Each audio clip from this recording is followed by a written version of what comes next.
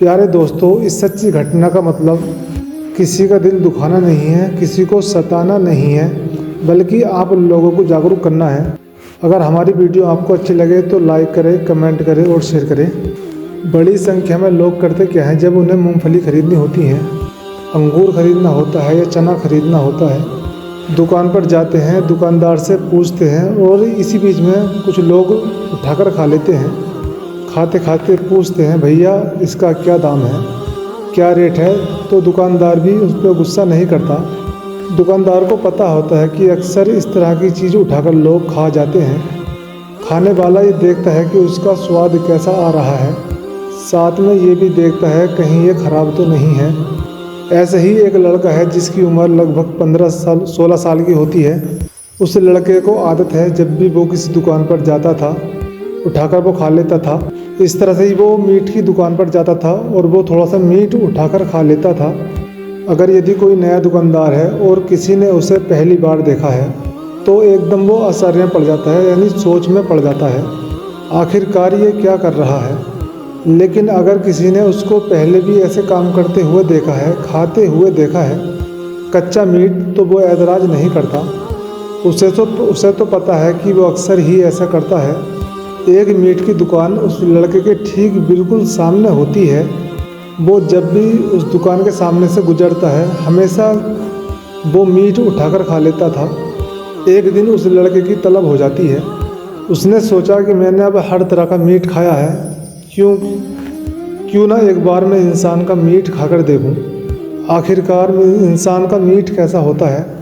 वो इसी तलाश में था। एक दिन उसकी तलाश पूरी हो जाती है। बात जब पुलिस तक पहुंचती है तो पुलिस के पैरों के नीचे की ज़मीन निकल जाती है।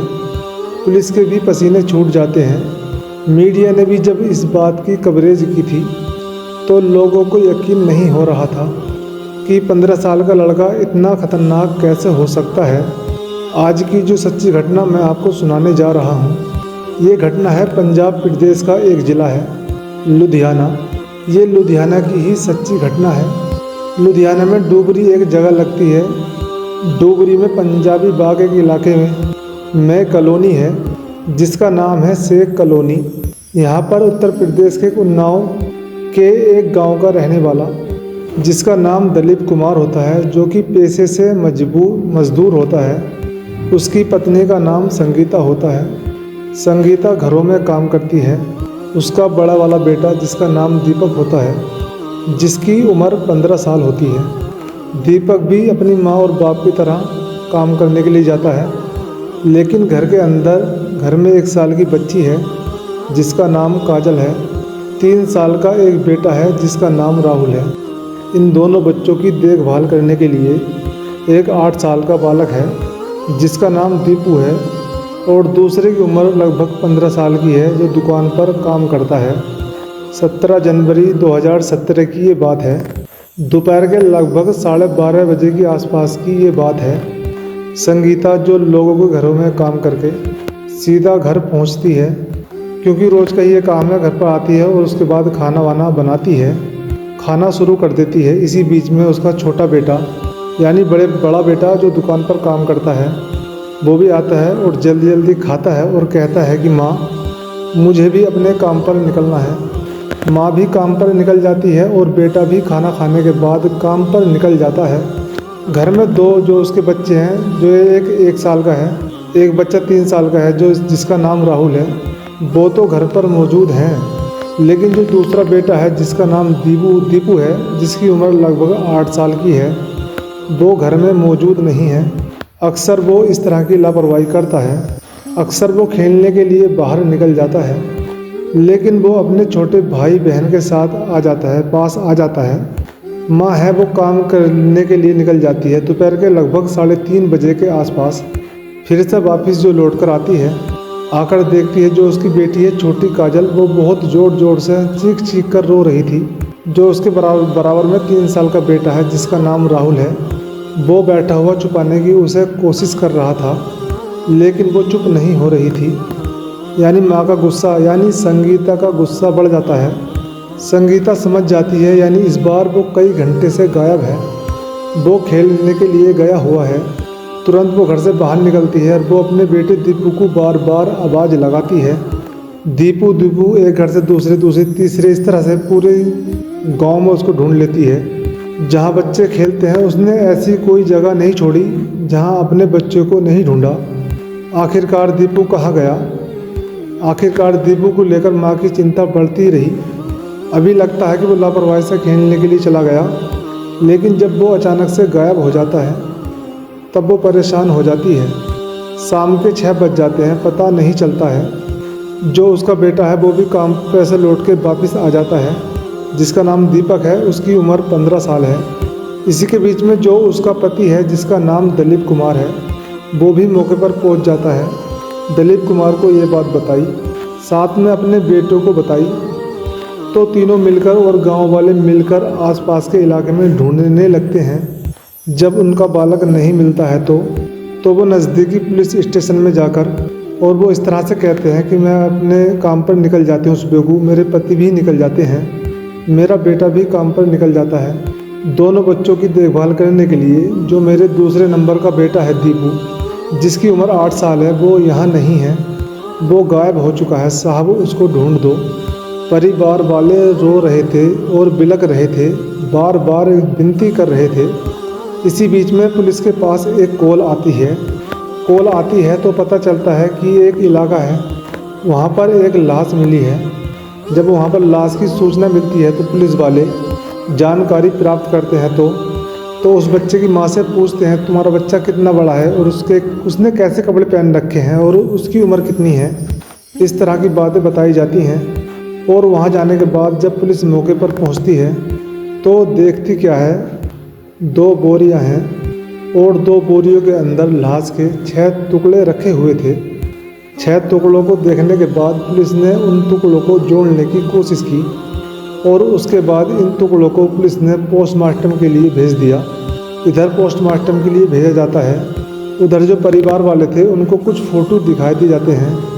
पूरा शरीर नहीं दिखाया गया था क्योंकि उसके 6 टुकड़े हैं, क्योंकि दीपू के जो चेहरे का फ़ोटो है वो दिखाया जाता है और घर वाले उसे देखकर पहचान जाते हैं कि हाँ ये तो हमारा ही बेटा है।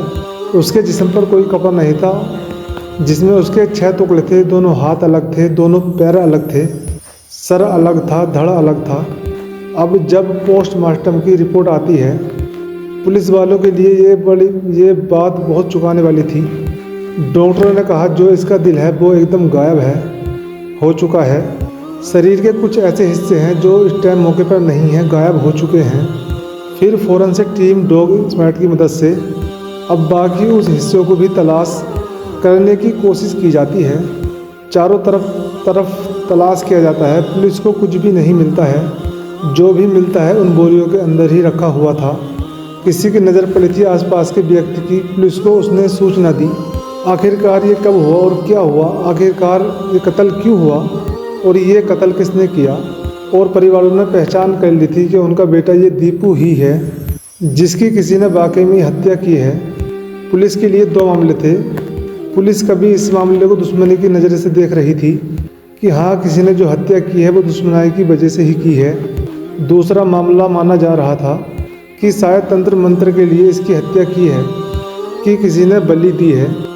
पुलिस इसकी जांच पड़ताल में जुड़ जाती है। आसपास के जितने भी सीसीटीवी कैमरे लगे हुए थे, हर एक सीसीटीवी कैमरे को खंगाला जाता है, देखा जाता है आखिरकार प्लॉट तक कौन पहुंचता है और ये बच्चा अचानक से कैसे गायब हो जाता है। जब वहां आसपास के लगे हुए सीसीटीवी कैमरे थे, सीसीटीवी कैमरे में एक जगह ये बालक दीपू नज़र आ जाता है। जब नज़र आ जाता है तो उसको देखा जाता है कि एक और लड़का है जो उसके पीछे पीछे जा रहा था।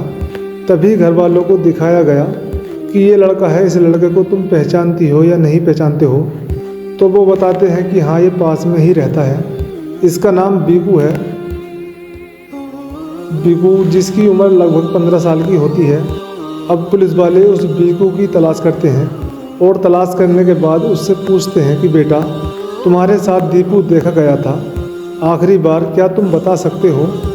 11 या 11:30 बजे के आसपास वो देखा गया था उसके साथ। तो उससे पूछा जाता है कि बेटा वो जो दीपू है जो तुम्हारे साथ देखा गया था कहाँ गया था तुम्हारे साथ। जो पुलिस को बताने वाली बात थी वो पुलिस को उसने ऐसा बताया जैसे कि कोई बात ही नहीं है।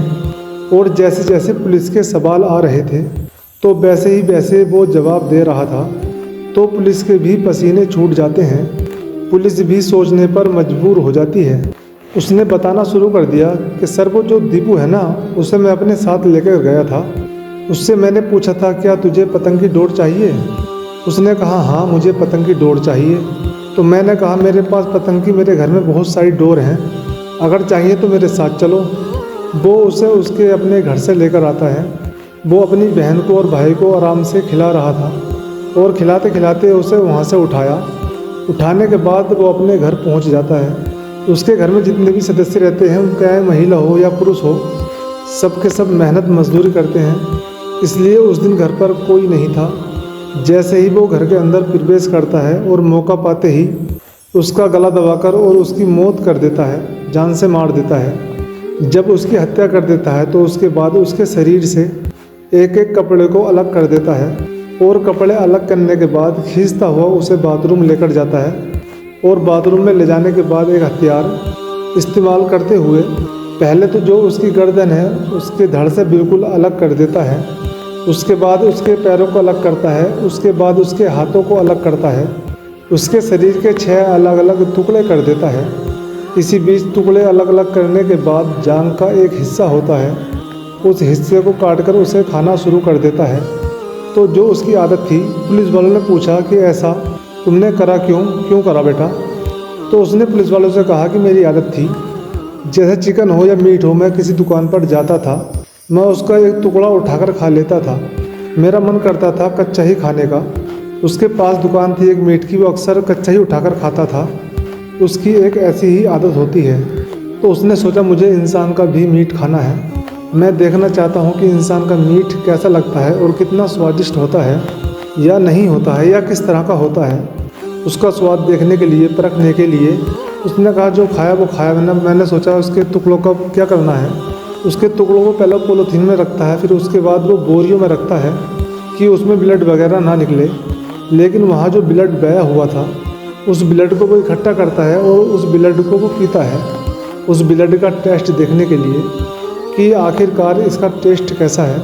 उन दोनों बोरियों को वो अपने तरीके से ही अलग अलग साइकिलों पर रखता है और मौका ही पाते अपने घर से लगभग 600 मीटर की दूरी के पास जाकर एक खाली पिलॉट था, वो उस खाली पिलॉट में फेंक देता है। दूसरी बार घर आता है और दूसरी बार घर आने के बाद ही वो ऐसा करता है और वो दूसरी बोरी को ले जाकर वो उस खाली पिलॉट में फेंक देता है। अब जो घर में जो ब्लड वगैरह था, बाकी उसने उस ब्लड को बहा दिया। उससे पूछा जाता है कि तुमने जांघ का तो कुछ हिस्सा खा लिया था, लेकिन दिल कहाँ है, हमें दिल मौके पर नहीं मिला। तो वो ये बात सुनकर हंसने लगता है। तो पुलिस ने पूछा कि तुम हंस क्यों रहे हो। तो वो बोला मुझे साहब यूं ही हंसी आ रही है। तो पुलिस उसके बाद उससे सख्ती से बात करती है। तो वो कहता है कि जो उसका स्कूल है ना, वो उसके स्कूल में फेंका है। दरअसल ये फैमिली बहुत गरीब है इस बीकू की, और गरीब होने के बावजूद भी इसके परिवार वाले इसको पढ़ाना चाहते हैं एक बहुत ही अच्छे स्कूल में जो नज़दीकी में है। उस स्कूल में एडमिशन कराया था। वो स्कूल ज़रूर जाता था। स्कूल जाता था तो उसका मन पढ़ाई में नहीं लगता था और ना पढ़ने की वजह से ही उसकी अक्सर स्कूल में पिटाई हो जाती थी। जब पिटाई हो जाती थी तो कई बार वो स्कूल से छुट्टियां मार देता, छुपके गांव में रह जाता था। गांव में जो होते हैं सब वो काम पर चले जाते हैं, लेकिन बीकू का क्या काम था, खाना वाना लेकर अपना बैग लेकर और गलियों में ऐसे ही निकलता है पूरे दिन। और जब बाकी बच्चों की छुट्टी हो जाती थी तभी वो घर पे आता है। ठीक ऐसे ही एक्टिंग करता है जैसे कि वो स्कूल से ही आ रहा है, क्योंकि स्कूल में जाता है तो उसका होमवर्क पूरा नहीं होता है और होमवर्क पूरा ना होने की वजह से उस पर कई बार मार पड़ जाती है, डांट पड़ती थी। और जब वो क्लास में इस तरह पिटता था तो उसे अच्छा नहीं लगता था। उसे स्कूल जाना बिल्कुल भी पसंद नहीं था।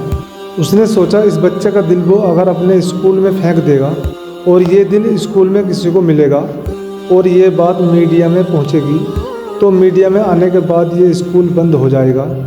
तो उसने सोचा मैं पूरा ही स्कूल बंद कराने की फिराक में हूँ, लेकिन वो दिल किसी को मिला नहीं। तो पुलिस ने पूछा कि तुमने वो कहाँ फेंका था, तो उसने पुलिस को बताया वहाँ फेंका था। तो वहाँ जाकर देखते हैं तो वो उसका दिल भी मिल जाता है।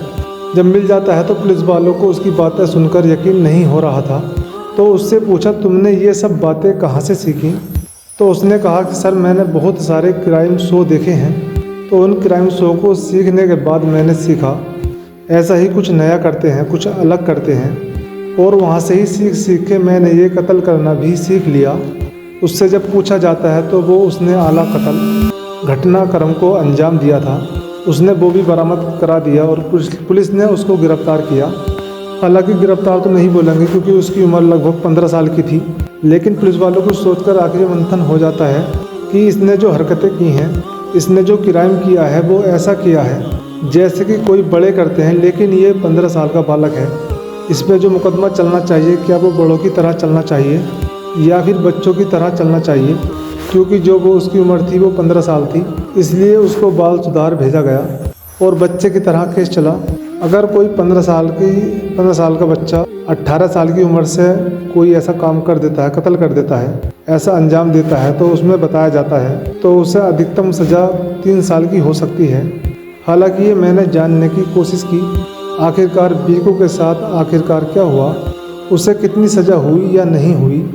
परिवार वाले तो यही चाहते थे बीकू को लगभग या तो उम्र कैद होनी चाहिए या फिर फांसी की सज़ा होनी चाहिए, लेकिन जो प्रावधान कहता है, प्रावधान इस तरह का है नहीं जो उसे उम्र कैद हो या फांसी हो, सज़ा हो। लेकिन जो हमारी इस कहानी को देख रहे हों, किसी ने भी इस केस के बारे में जाना हो या समझा हो या सुना हो, इस केस की अपडेट क्या है, अगर किसी को पता हो तो हमें कमेंट करके ज़रूर बताना। आखिरकार उस बीकू के साथ हुआ क्या था? हमने असली नाम बीकू का नहीं दिया है, लेकिन जो मरने वाला है उसकी पहचान जानकारी पूरी सही है। उसे बच्चा कहें या बहुत शातिर कहें, क्या कहें और क्या ना कहें, बाकी इस घटना ने उस टाइम लोगों को हिलाकर रख दिया था, सोचने पर मजबूर कर दिया था। 15 साल का बालक इतना ख़तरनाक कैसे हो सकता है? दोस्तों, इस पूरी घटना को सुनाने का मतलब हमारा किसी को दिल दुखाना नहीं, किसी को ठेस पहुंचाना नहीं, बल्कि आप लोगों को जागरूक करना है। दोस्तों, अगर हमारी वीडियो आपको अच्छी लगी हो तो लाइक करें, कमेंट करें और शेयर करें। मिलते हैं अगली वीडियो में।